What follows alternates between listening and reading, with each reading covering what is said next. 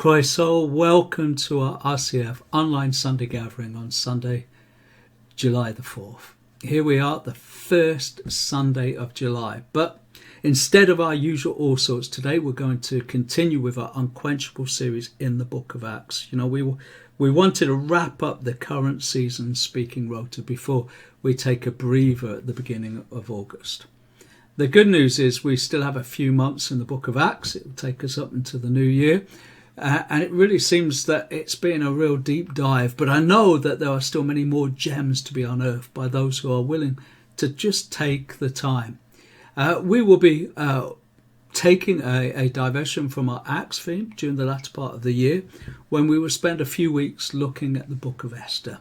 So if you want to do some reading over the summer in preparation for that, that would be great.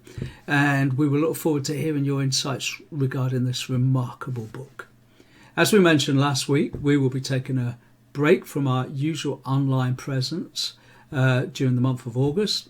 Last year, we encouraged everyone to explore other online gatherings, and we're going to do much the same this year. And it was so encouraging to hear people share last year what they saw and heard, especially to hear of other churches from traditions who are much different from ours, but sharing a similar vision. It's the Holy Spirit stirring his church at this time. We will also update as we go forward about some of our plans for August, so please look out for updates over the coming week. So before we start, as usual, we're going to just take some time to pray. And we're going to pray and ask the Holy Spirit to help us and guide us this morning, and then we're going to say the Lord's Prayer together. So Father, I just pray right now that as we come before you, as we still our hearts, Lord, your Holy Spirit will begin to speak to us and will begin to minister to us. And I pray, Lord God, that you will take us on a journey today that will cause doors to open and opportunities to arise in our thinking first and then in our lives as we follow, Father, the leading of your Spirit. Help us to be obedient and help us to consider your call to be those who are sent into our communities and into our world. Lord, I pray that you would help us do this in Jesus' name. Amen. Amen. Now let's say the Lord's Prayer together. Our Father in heaven, hallowed be your name. Your kingdom come, your will be done, on earth as in heaven. Give us today our daily bread. Forgive us our sins, as we forgive those who sin against us. Lead us not into temptation, but deliver us from evil. For the kingdom, the power, and the glory are yours, now and forever. Amen.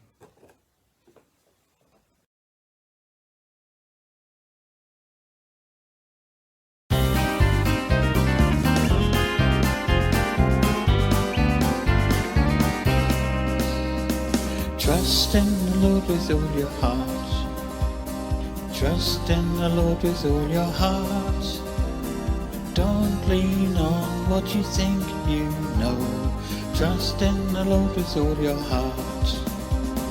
Trust in the Lord with all your heart. Trust in the Lord with all your heart.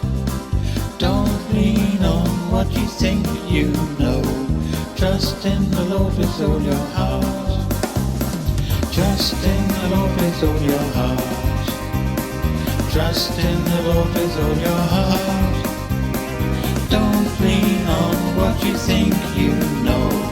Trust in the Lord with all your heart.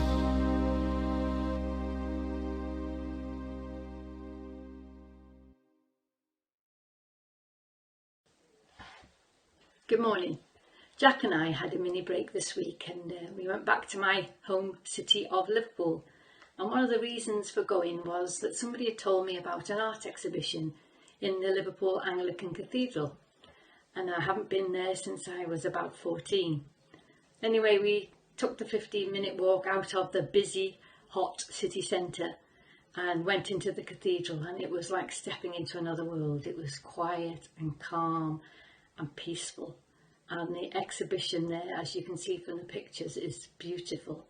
there are thousands and thousands of paper doves hanging from the ceiling.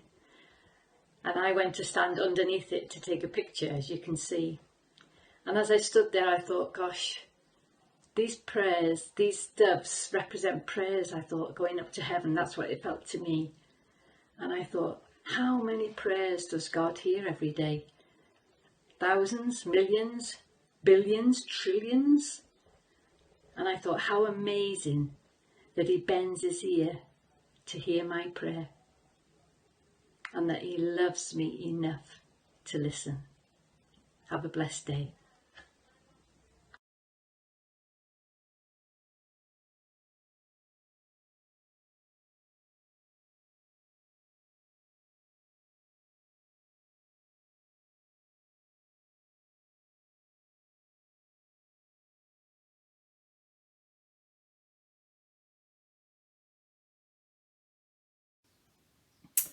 Hello everyone. I just thought I would share one particular verse that has stuck out for me today. And it was just it's one of these little verses that's tucked away in a bigger narrative.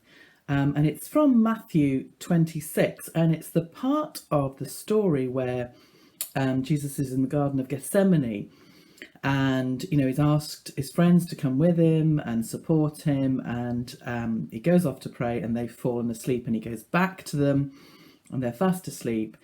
And the verse says, in verse 44, it says, so he went to pray a third time, saying the same things again. I'll just show you there.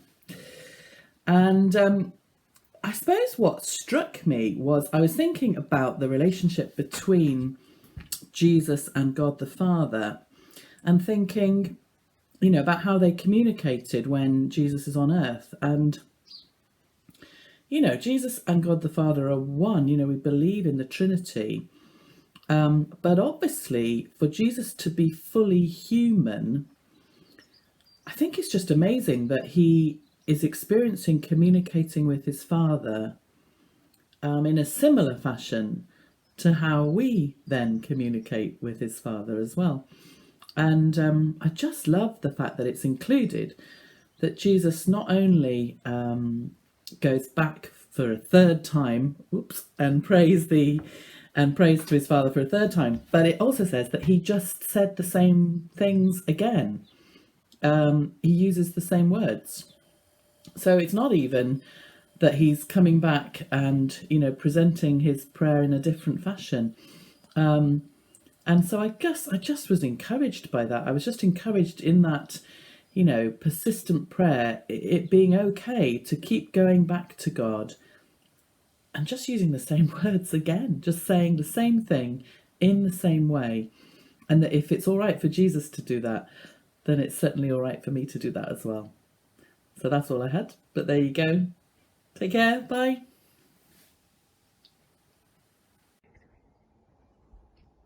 Dear Father, we want to praise you this morning with a new song that declares your glory.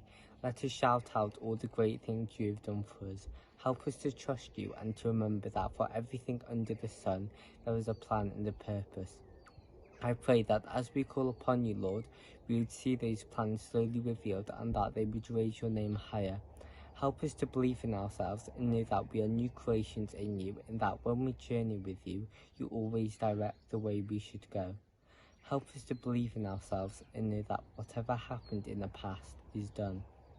Help us to surrender ourselves fully to you, trusting, believing and knowing that you have the ultimate plan for our lives. Let our hearts and our lives overflow with your love, so that everyone we meet will smell your fragrance and experience your precious love. We ask, as we look to the start of a new week, that we would not be overwhelmed or discouraged by its challenges, but instead see it as a wonderful chance to tell others about you and serve you. Give us the grace to overcome any obstacles we may encounter, and may we be filled afresh with your Holy Spirit, being bold and courageous in sharing the good news with our friends and families and the people we meet throughout the week. With you, all things are possible. May the week ahead be filled full of opportunities and wonderful possibilities to bring others to know you and to get to know you better ourselves. May it be filled with new breakthroughs and new victories for your glory. Amen.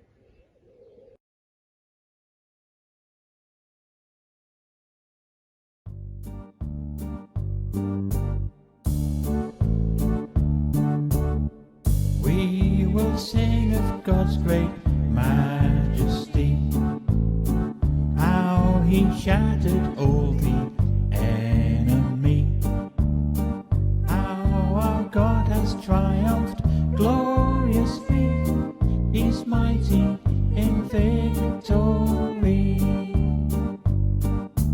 Hallelujah, hallelujah, hallelujah, hallelujah, hallelujah, hallelujah. His great power brought us victory. Hallelujah, hallelujah, hallelujah, hallelujah, hallelujah, hallelujah. His great power brought us victory.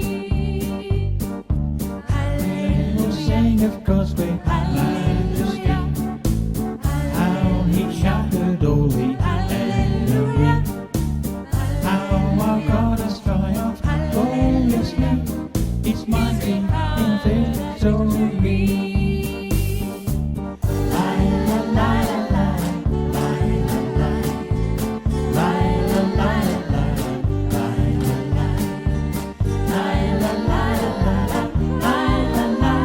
He's mighty in victory.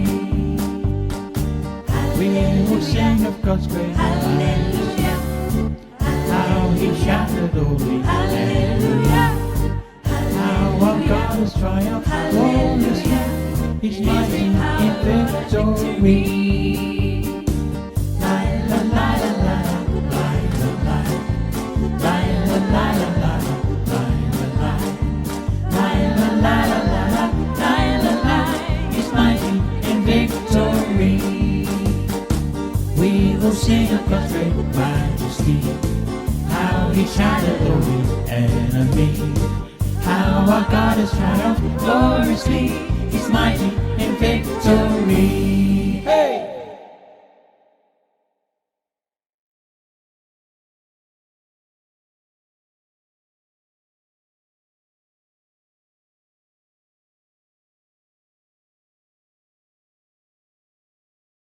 Good morning. Today we pick up the story where Andy left off last time in Ephesus. Do you remember that Paul's first visit to Ephesus was short-lived? He stayed there only about 3 months, having travelled there with Priscilla and Aquila after they left Corinth. And then he left them there and he went back to Antioch. Then in Acts 18 verse 23, Paul sets out on his third missionary journey. And he's gone back through Galatia, visiting many of the same churches for the third time. And remember, when you read Galatians, unlike some of the other New Testament books, Paul isn't writing to one place or church, but a group of churches in this area in Turkey: Lystra, Derbe, Iconium, Pisidian Antioch, etc. And then he's decided, or the Holy Spirit has decided, that he's now going to stop in Ephesus for about 3 years. And he's going to use it as a really effective gateway into the whole of Asia Minor. A wide door of opportunity for effective service is how Paul describes it when he writes to the Corinthians about staying in Ephesus.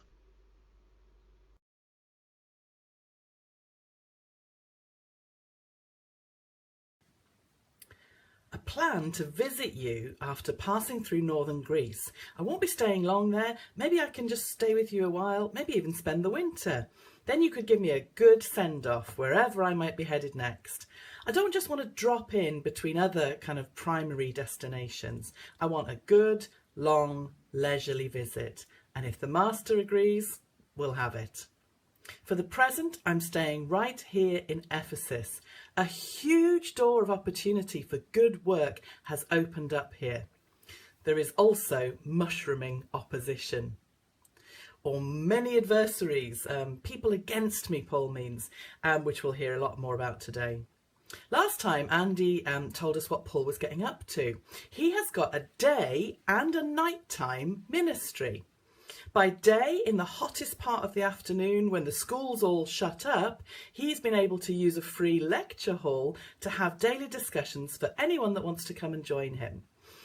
He tried speaking in the synagogues for about 3 months and it wasn't going too well. And so he started this practice of holding discussion and debate time in a lecture hall. And we also find that it's here in Ephesus that it's the first time that the followers of Jesus are identified as following the way. And it becomes this gateway ministry where he travels to and from, but also there are many people who travel and come to hear him and also to see and experience miracles. At night, he receives hospitality in people's homes and carries on teaching folk. He sums it up in the next chapter when he's talking to the Ephesian elders by saying, "I taught you publicly and from house to house." But it isn't long in this city of idol worship and cults and superstitions that there is kickback in the spiritual realm. Let's hear what happened. About that time, serious trouble developed in Ephesus concerning the way. It began with Demetrius, a silversmith who had a large business manufacturing silver shrines of the Greek goddess Artemis. He kept many craftsmen busy. He called them together along with others employed in similar trades and addressed them as follows. "Gentlemen, you know that our wealth comes from this business. But as you've seen and heard, this man Paul has persuaded many people that handmade gods aren't really gods at all. And he's done this not only here in Ephesus, but throughout the entire province. Of course, I'm not just talking about the loss of public respect for our business. I'm also concerned that the temple of the great goddess Artemis will lose its influence, and that Artemis, this magnificent goddess worshipped throughout the province of Asia and all around the world, will be robbed of her great prestige." At this, their anger boiled, and they began shouting, "Great is Artemis of the Ephesians!" Soon the whole city was filled with confusion. Everyone rushing to the amphitheatre, dragging along Gaius and Aristarchus, who were Paul's travelling companions from Macedonia. Paul wanted to go in too, but the believers wouldn't let him. Some of the officials of the province, friends of Paul, also sent a message to him begging him not to risk his life by entering the amphitheatre.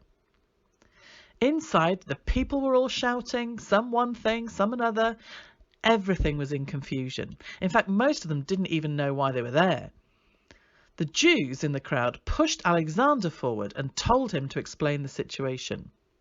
He motioned for silence and he tried to speak. But when the crowd realised he was a Jew, they started shouting again and kept it up for about 2 hours. "Great is Artemis of the Ephesians! Great is Artemis of the Ephesians!" At last, the mayor was able to quiet them down enough to speak. "Citizens of Ephesus," he said, "everyone knows that Ephesus is the official guardian of the temple of the great Artemis, whose image fell down to us from heaven. Since this is an undeniable fact, you should stay calm and not do anything rash. You have brought these men here, but they have stolen nothing from the temple and have not spoken against our goddess. If Demetrius and the craftsmen have a case against them, the courts are in session and the officials can hear the case at once. Let them make formal charges. And if there are complaints about other matters, they can be settled in a legal assembly. I am afraid we are in danger of being charged with rioting by the Roman government, since there is no cause for all this commotion. And if Rome demands an explanation, we won't know what to say." And then he dismissed them and they dispersed.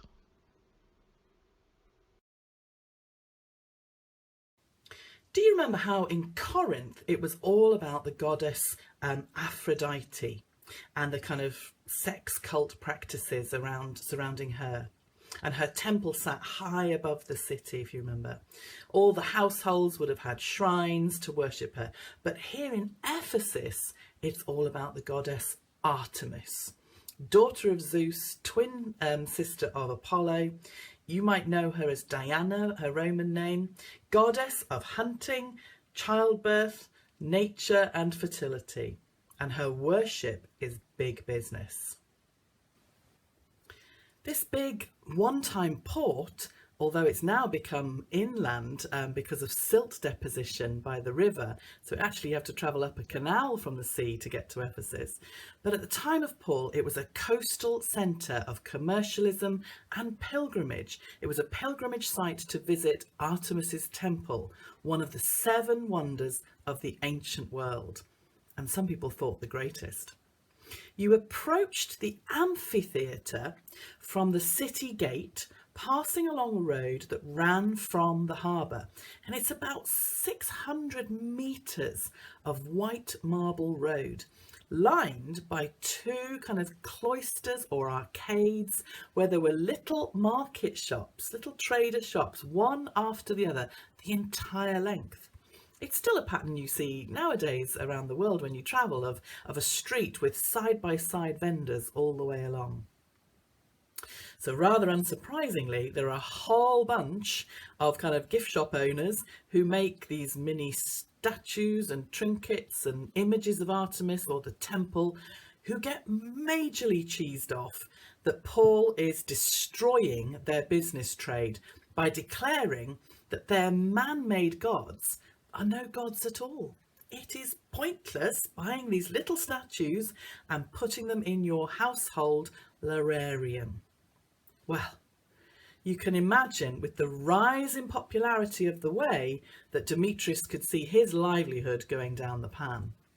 So he starts talking to all the other traders and the people that he employs, and he appeals to them, both to their desire to keep their pockets lined, and if that's not enough, well, what about appeasing Artemis, the goddess herself?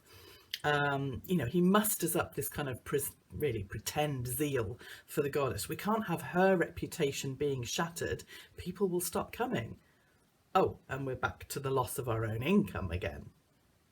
So this main road of traders become agitated, stirred up, and they start getting violent. The mob that forms starts to move and gravitate down Arcadian Way towards the amphitheatre. Now, this is an obvious move. If you, as soon as you start to look at the maps of ancient Ephesus or study ruins on video of Ephesus today, I'm also going to show you some reconstruction pictures to help you imagine what it looked like. I've immersed myself when studying Ephesus. I almost feel like I could, run a guided tour around the town. Who's coming with me? Let's go and visit the places that Paul visited. And you see this mob mentality really clearly in play as the crowds start following. And the people are shouting, "Great is Artemis, great is Artemis." So much so that by the time the kind of amphitheatre is filling up, Luke tells us most of the people don't even really know why they're there. They've just followed the crowd. I feel like there's a sermon application point in there somewhere already. It would be easy for us to tell this story and for us to not really take in how dangerous this situation became. His friends knew how dangerous it was. Gaius and Aristarchus probably feared for their lives as they were grabbed and rushed into this amphitheatre. Paul wants to go and probably try speaking to the crowd, appeasing the crowd. But this is where he is protected by his companions. Even some officials of the province, friends of Paul, send him a message begging him not to venture into the theatre. And Paul is overruled by his friends, who may have saved his life. And one commentator puts it, we may be called to lay down our lives, but not to throw our lives away. I find that sentence in verse 31 fascinating. Paul has made friends with officials of the province. Now, these are Roman town council officials. who Luke tells us are friends of Paul. Now, for such men to be Paul's friends and take such an interest in him shows not only the kind of high levels of society to which the gospel has penetrated, but also, that Christianity evidently is not yet viewed as any kind of threat to the kind of imperial cult of being Roman. In fact, the educated classes seem to treat it with greater tolerance than the masses. I think Luke goes out of his way in his writings to tell us that at this point in time, Paul really wasn't that subversive, and that the Romans weren't yet threatened by what he was saying. Rather, actually, they were more often intrigued by Paul and what he was saying from a kind of intellectual standpoint, and that it is the Jews who are the ones who can basically take the most offence and can cause the most problems.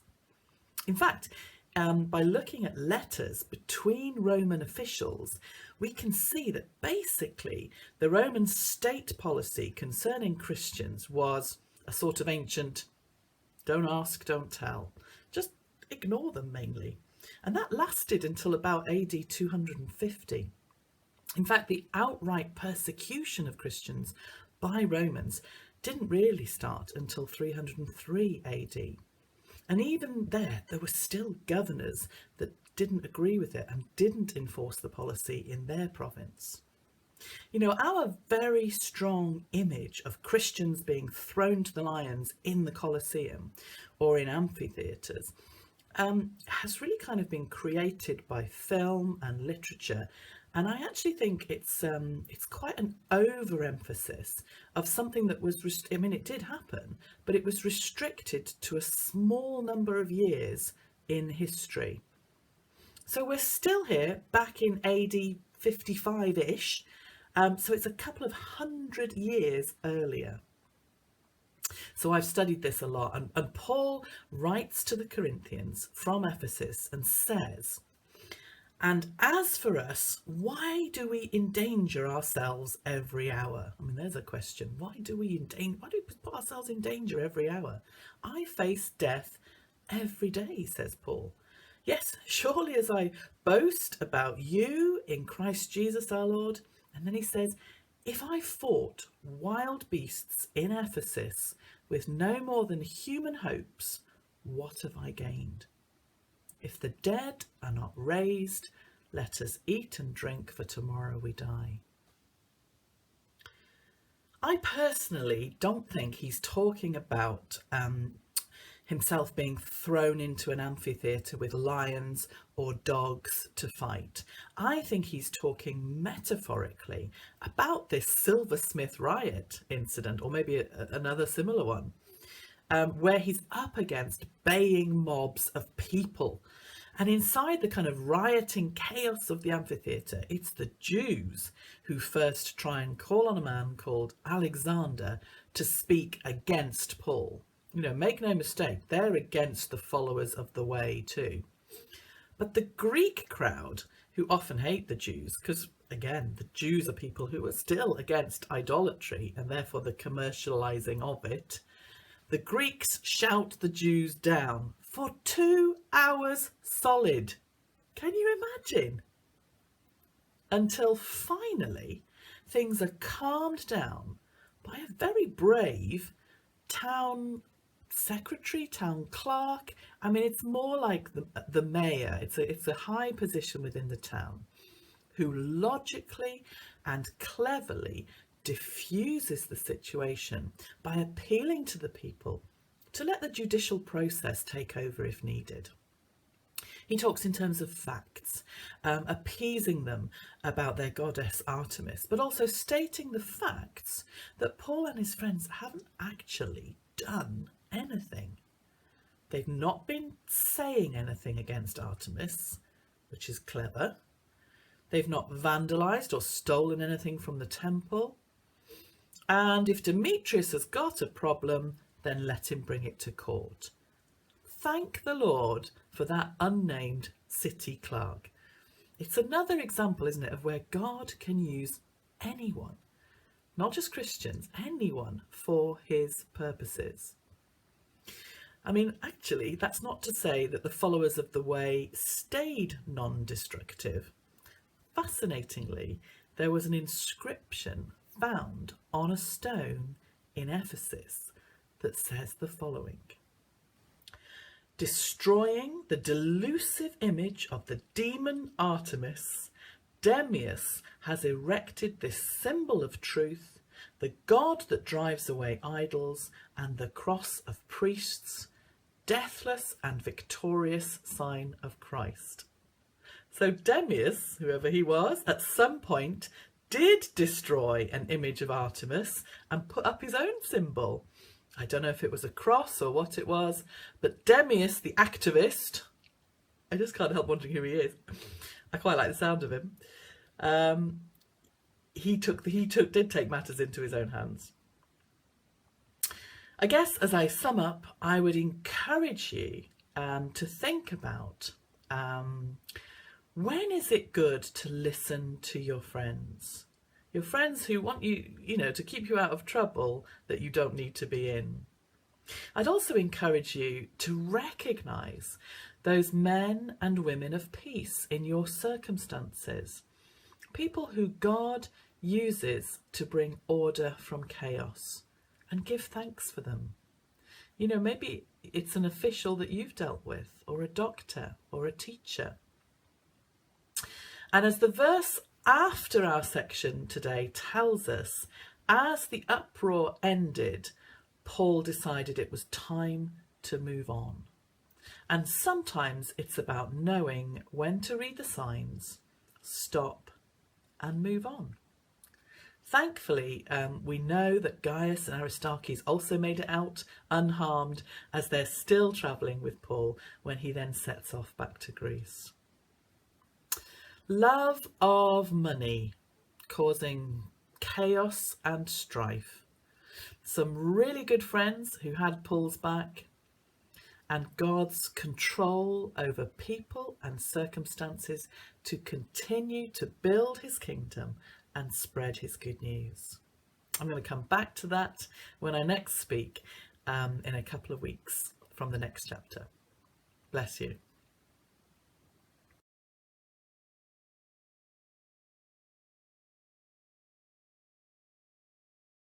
Thank you for being with us today. It's been a joy to have you. If anything that has been said has been of encouragement, please drop us a line. You can find our contact at the usual place, www.rcfnorthwales.com, or contact me personally at kurt-rcf@gmx.com. Again, we want to express our heartfelt thanks for all of your contributions. If you can keep them coming just for another couple of weeks, that would be great. And then we will be taking a rest from our main online content, and this will give us a breather. But in the meantime, if you would like to continue but are not sure about the technical side of things, we can help. We could come to you and film your video in a responsibly, socially distanced manner and do the editing for you. So how did you get on this week with your challenge to read chapter 4 of Hide This in Your Heart? Lots of great tips and inspiration to memorise, but one that stands out to me and has been the most helpful is the phrase repeat, repeat, repeat. This coupled with praying and asking the Holy Spirit to help and understanding the contents are real big helps for me personally.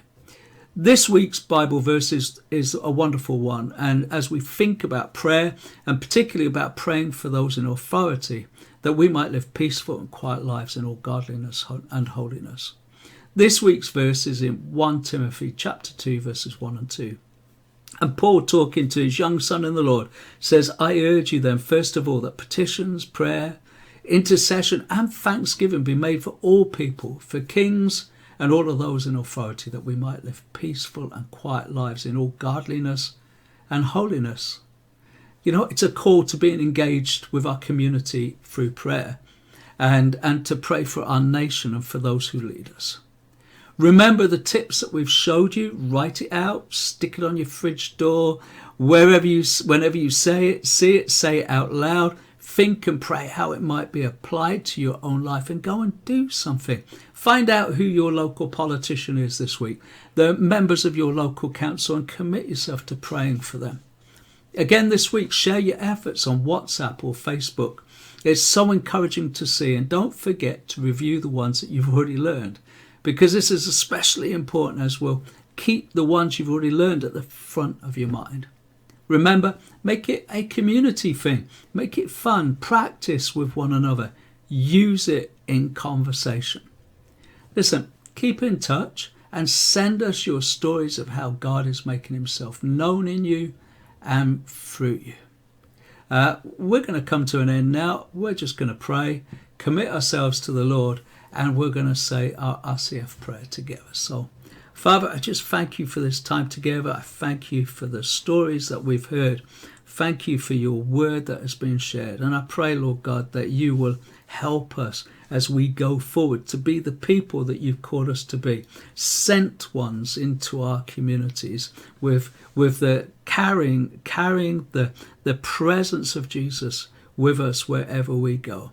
Father, I pray, Lord God, as we commit ourselves to this process, Lord, of discipleship and making disciples, I pray, Lord God, that you will presence yourselves in our communities in ways that we can only dream of.